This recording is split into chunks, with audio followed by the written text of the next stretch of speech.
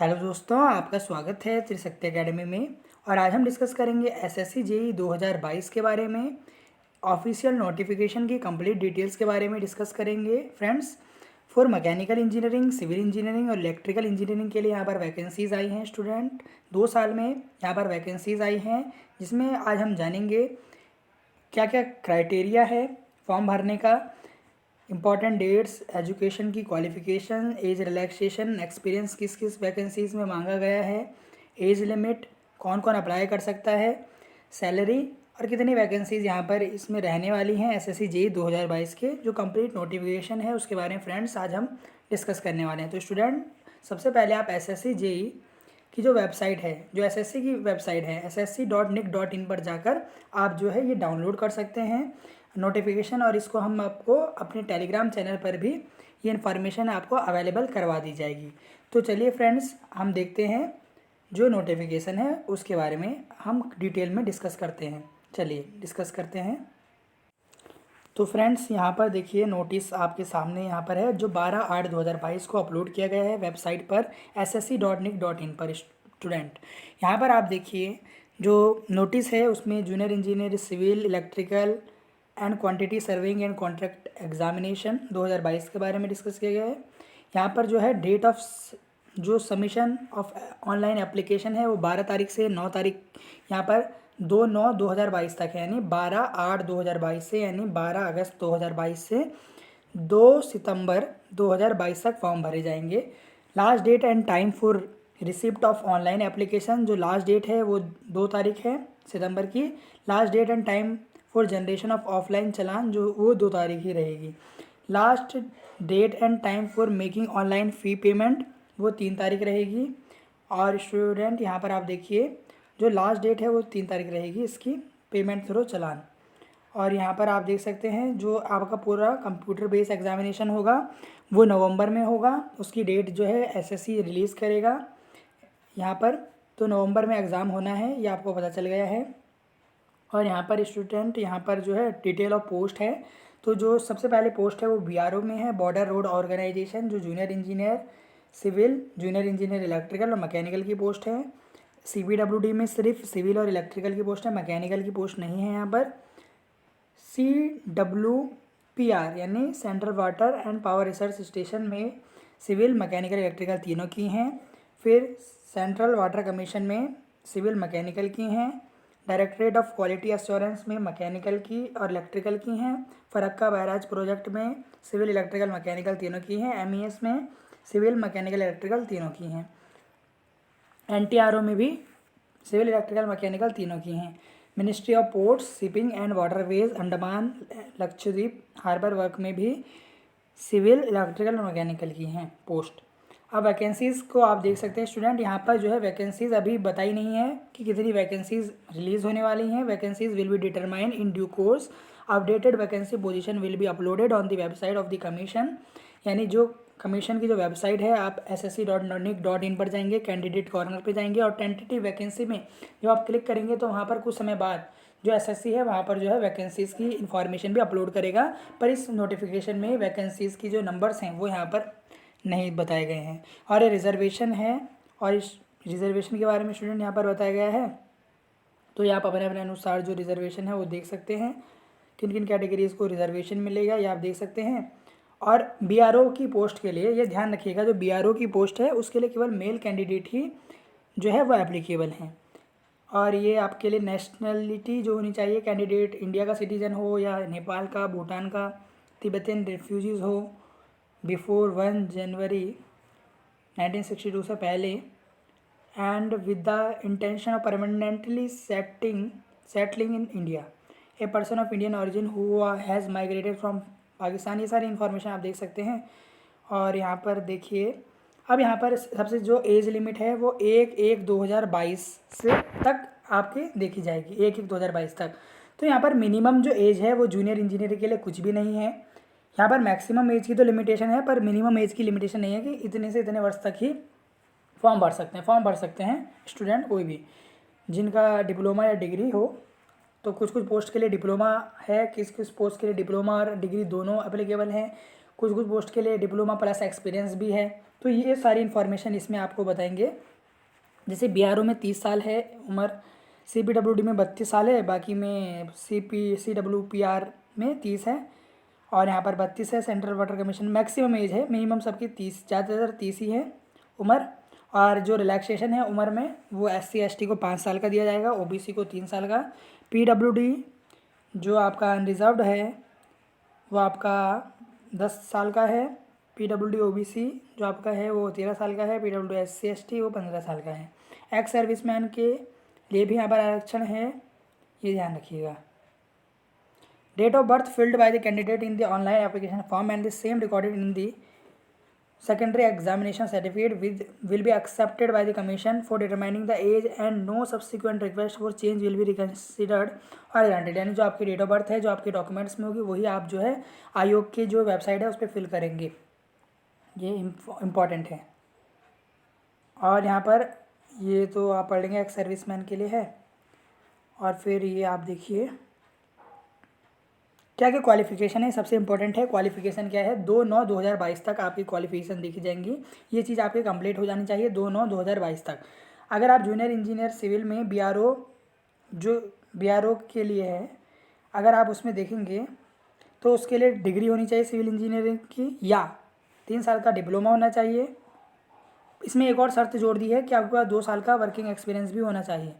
अगर आप तैयारी कर रहे थे तो आपके पास तो यहाँ पर स्टूडेंट, बहुत सारे स्टूडेंट का ये वर्किंग एक्सपीरियंस यहाँ पर ख़त्म हो जाएगा, क्योंकि वर्किंग एक्सपीरियंस तो कुछ है ही नहीं यहाँ पर। इसी तरीके से BRO में आप देखिए तो diploma electrical, automobile, mechanical engineering के लिए भी है, और डिग्री के लिए तो है ही।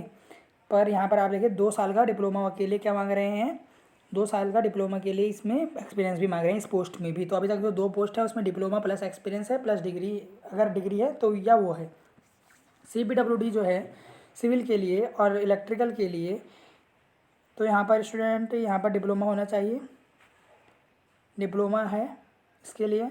और junior engineer civil central water power research station में डिप्लोमा होना चाहिए सिविल इंजीनियरिंग में। Junior engineer electrical central water power research station में डिप्लोमा होना चाहिए इलेक्ट्रिकल इंजीनियरिंग में from a recognised institute. Junior engineer mechanical के लिए देखिए तो डिप्लोमा होना चाहिए।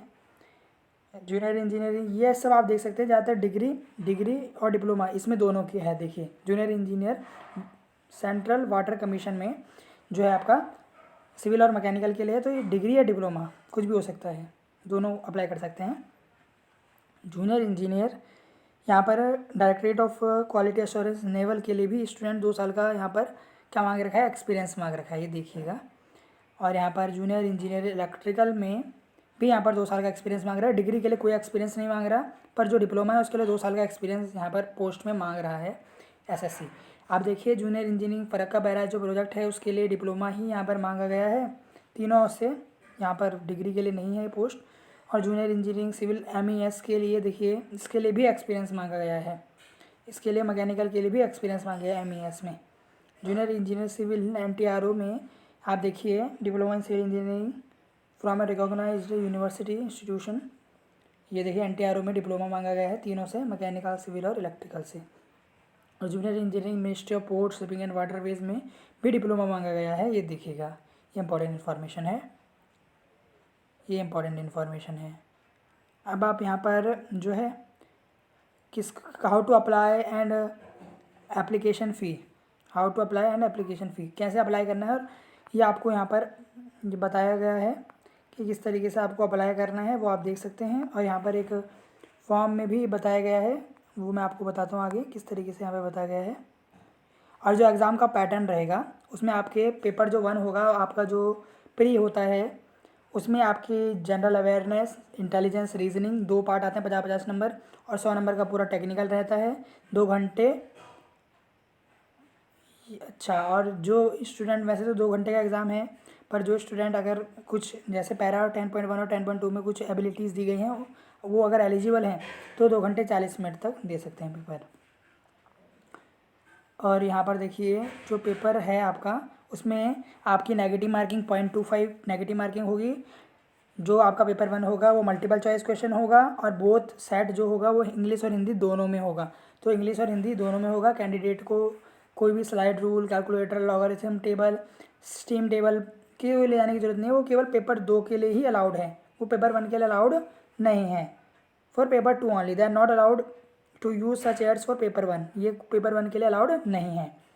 ये देखिएगा इन्फॉर्मेशन है। और जो सिलेबस है वो आपका यहाँ पर लिखा गया है, क्या क्या सिलेबस आएगा। General intelligence and reasoning, general awareness, वो आप देख सकते हैं क्या क्या यहाँ पे टॉपिक आएंगे। Polity, history, geography, economics, computer, ये सब आपका जीएस में पूछा जाएगा। करंट अफेयर, रीजनिंग में आपका पूरा नंबर सीरीज हो गया, क्लासिफिकेशन हो गया, एनालॉजी हो गई, ये आपसे ज़्यादातर पूछे जाते हैं। वर्बल, नॉन वर्बल दोनों तरीके की रीजनिंग पूछी जाती हैं। अब आप देखेंगे तो सिविल, मैकेनिकल और इलेक्ट्रिकल के जो सिलेबस है वो आप अपने अपने अनुसार देख सकते हैं। देखिए मैकेनिकल का आप देखिएगा तो theory of machine, thermal engineering, fluids, ये सारा है। इसमें आपके एग्ज़ाम में थोड़ा प्रोडक्शन इंजीनियरिंग भी है, वो आप देख सकते हैं। तीनों ब्रांच अपने सिलेबस देख सकती हैं यहाँ से। और जहाँ पर आपका एडमिशन टू द एग्ज़ामिनेशन, ये तो बात की बात है, पर यहाँ पर आप देखिए आपको डॉक्यूमेंट बिल्कुल रियल अपलोड करने हैं, आपको गलत डॉक्यूमेंट बिल्कुल अपलोड नहीं करने हैं।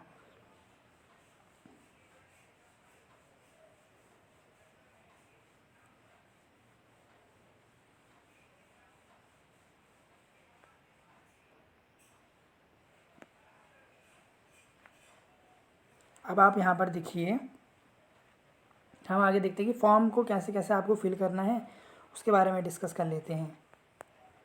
तो आपको सबसे पहले यहाँ पर देखिए एसएससी की साइट पे, सबसे पहले आप एसएससी की साइट पर जाएंगे और वहाँ पर आप न्यू रजिस्ट्रेशन करेंगे।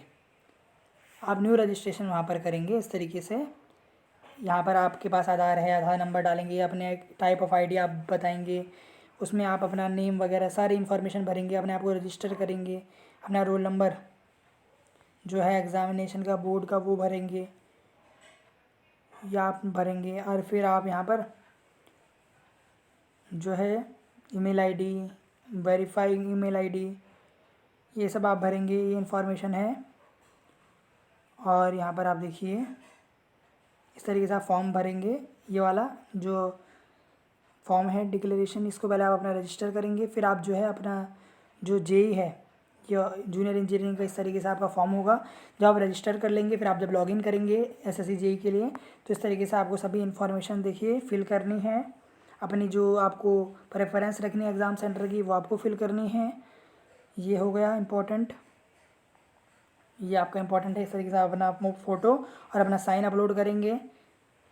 फ़ोटो की जो भी क्वालिटी है वो आप देख सकते हैं, कितने केबी में मांग रखा है, उस हिसाब से आप फ़ोटो अपलोड करेंगे। और यहाँ पर दिया गया है कि फ़ोटो, और ये आपको दे रखे हैं किस किस तरीके से आपको अपने जो है डिसेबिलिटी का है तो इस तरीके से आपको अपना जो है इस फॉर्मेट पे आपको सारी इन्फॉर्मेशन भरनी है। एजुकेशनल आपको क्वालिफ़िकेशन भी यहाँ पर फिल करनी है। ये देखिए ये तो इम्पॉर्टेंट है, जो जो इन्फॉर्मेशन मांगेंगे वो आप फिल कर सकते हैं। ये आपके फिज़िकल एफिशिएंसी टेस्ट हैं तो बात की बात है। पर यहाँ पर देखिए ये आपके रीजनल वाइज फिज़िकल स्टैंडर्ड हैं। मेन आप फ़ोटो देखिए, आपको फ़ोटो सही से अपलोड करनी है। ये आपकी जो फ़ोटो है ये एक्सेप्टेबल होगी, ना एक्स्ट्रा कलर के साथ, ना इन्वर्टेड, ना ब्लर फ़ोटो चाहिए उनको फ़ोटो देखिए बिल्कुल सही तरीके से उनको फ़ोटो चाहिए। जो एक्सेप्टेबल जो फ़ोटोग्राफ होगा वो आपका बिल्कुल सही तरीके से विदाउट स्पेक्ट होना चाहिए, साइड फेसिंग नहीं होना चाहिए, फेस सामने को होना चाहिए। इस तरीके से आपकी जो फ़ोटो है वो एक्सेप्ट होंगी, वरना जब आपका एडमिट कार्ड नहीं आएगा, ये ध्यान रखिएगा। तो ये चीज़ आपको ध्यान रखनी है। तो फ़ोटोज़ जो है वो आपको सही से अपलोड करनी है स्टूडेंट, ये ध्यान रखिएगा। तो यही इंपॉर्टेंट इन्फॉर्मेशन है एसएससी जेई की। तो आगे जो भी अपडेट आएगा उसके लिए आप हमारे चैनल के साथ बने रहिए। कोई भी क्वेरी हो तो आप कमेंट करें। बहुत बहुत धन्यवाद स्टूडेंट।